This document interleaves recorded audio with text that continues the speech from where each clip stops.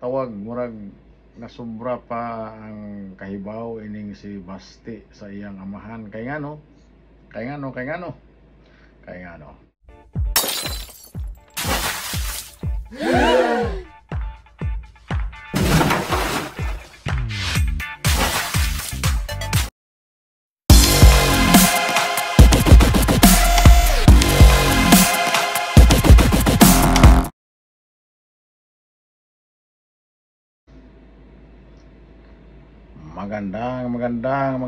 magandang gabi mga ka-people. Siyempre ang inyong lingkod, Mr.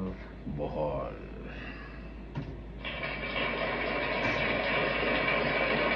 Grabe ngayong gabi ang ating pag-usapan tungkol ito sa pamilyang Duterte. Galit na galit sa kanilang mga kalaban dahil pinag-initan. Sinabi nitong ni dating presidential son Basti Duterte na gustong-gusto ng mga kanilang kalaban na itong kanyang ama ay pababagsakin o tanggalin talaga sa hilira ng politika.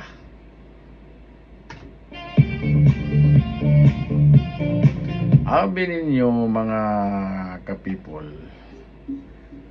sa atong vlog karon ato ning binisayon tungod kay kining gipagawas nga mga pahayag o mga istorya isa sa atong mga pinalangga nga mayor diri sa Davao City, kining si Basti Duterte. Kining si Basti bago pa lang ni siya nga na mayor, isa ka termino pa lang sa wala pa mga nakahibalo. Dili gini siya gusto nga musulod sa politiko o politika. Bisan pa og politiko ang iyang mga kagikan, pero wala niya ni ginambisyon sa iyang kinabuhi tungod kay gusto niya nga og sa Bisaya pa kanang maglaglaag lang lipay-lipay siya ng galingon, pero tungod sa mga panahon nga gitawag na sa kaygayunan nga mong serbisyo sa publiko, so mao nang hinungdan mga ka-people nga siya ni sulod diha sa larangan ng politika.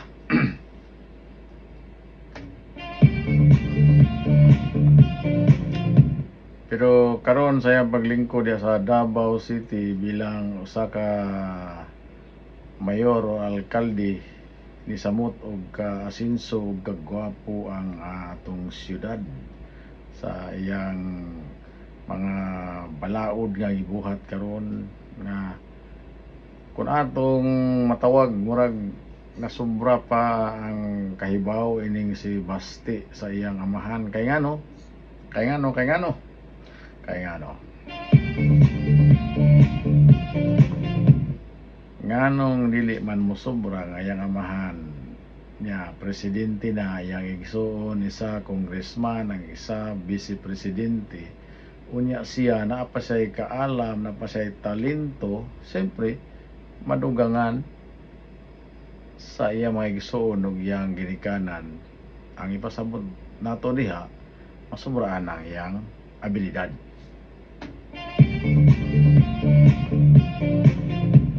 So karon grabe ni siya og kasuko tungod aning nibatikos sa iyang pamilya, sa ilahang pamilya tungod aning isa kung sao nilag daot aning Duterte nga pamilya, musamot man og kanang kagusto ang mga tao tungod ni sa ilahang serbisyo. Kung atong matanaw diri sa mga iyang gibutyag o gipahayag nga mga gikan sa iyang dughan o kasuko, kalagot kay ina naman gid ang politika, na maging kalagot mo na karon. Grabe kay iyang gipagawas nga murag ang iyang amahan gusto nilang papaon o tanggalon sa hilira sa politika nga dili gid muundang kini mga korupsyonista nga kritiko sa ilahang pamilya, no. Manang kini si Mayor Basti murag mo desisyon na siguro murag parehani. Pero kay baluta sa mga politiko politika yung ani gyud ang dagan bisag asa. Panahon nga eleksyon puro amigo, puro kontra pagkahuman amigo. Pero atong maminahon ang ilang panig sa Duterte nga side kung unsa ang ilang tagamtaman nga pagmahal sa mga Pilipino. Bisan asa karon ang survey nga suroyon bisag mga vlogger pa diha, mga newscaster pa dati karon nag-vlogger na. Kung tanawon ang ilang survey, Team Duterte gyud ang ilang ginapangita kay gusto lang ibalik sa serbisyo. Pero kini pong mga kontra, sige po nila pangita ko maagi karon nga mudako ang pondo para magamit nila kung sa mga estratehiya nga mubagsak ang Duterte. Example lang nato mga ka-people nga kanang budget ni OBP karon ilang ibawasan. So kanang ilang mabawas diha, sigurado ta ilan ang pagpistahan sa mga kongreso kung asa nila bahin-bahinon nga maduol sa ilahang distrito. So murag dili gyud maayo. So mo nang gusto ni Basti tungod siyang kasuko, gusto niya nga mas may pa yang amahan nga mudagan og senador para makontrol po nila ang uban. Unya isa po diha nga dili matandog, di mapapa kay ila po ganing ipanuhan karon nga kaning amahan kay mao man ni tunok sa ilahang dalan. Ila duling tanggalon mo nang ilang pasudlon na po siguro ning ICC karon, kaning International Criminal Court, kay para may lang pamaagi nga murag mapiang ang mga Duterte. Atong tanawon gamay kaning pahayag nila sa mga Duterte nga side. Duterte, ipamugos na sa kasamtangang administrasyon ang investigasyon sa International Criminal Court batok sa iyang amahan nga si kanhi Pangulong Rodrigo Duterte. Dugang niya, dutan gayod sa mga kalaban, si kanhi Pangulong Duterte pinaagi sa paglambigit ni ini sa mga nanggawas nga isyu. Tumong matud pa nga gupon ang imahe sa mga Duterte diha sa mga tao. Gusto gina nila nga matangtang kimo ang tunok manggod nila kung ang amahan. Hantod sa di manggod nila, hantod sa di nila maunsa ba unsa ni ma-pacify or madakpan or matangtang sa scene sa politika si PRD. Paminaw nila na sila'y kompetensya, pero akong papa-retired naman na. Ginakuhaan pa sa GMA Regional TV 1 Mindanao og pahayag ang Malacañang kalabot ni ini. Mga ka-people nga maglisod sila pag tumba ni pamilya Duterte. Muna karon nga gihimo sa administrasyon nga gikan sa pinakaubos Kongreso, Senado, sa House Speaker, nagbutang sila mga kinakusgan nila diha nga magbuhat og estratehiya nga muhinay ang mapiangan nila ni mga Duterte family.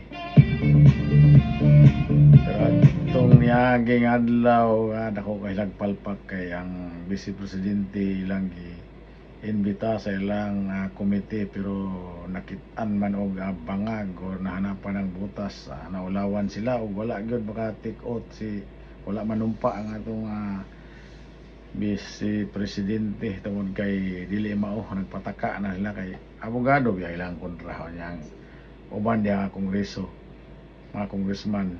Hinay pa man sila, kusog na mga pundo, pero hinay pa na sila sa mga inana nga estratehiya. Mao na nga nahitabo nila, naulawan hinoon.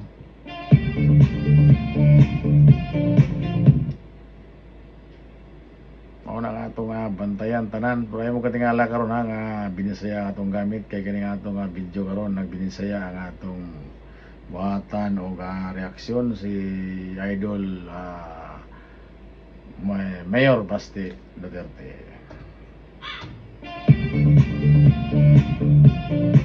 Pagpanganda matud pa kini sa ginaplanong impeachment batok kaniya.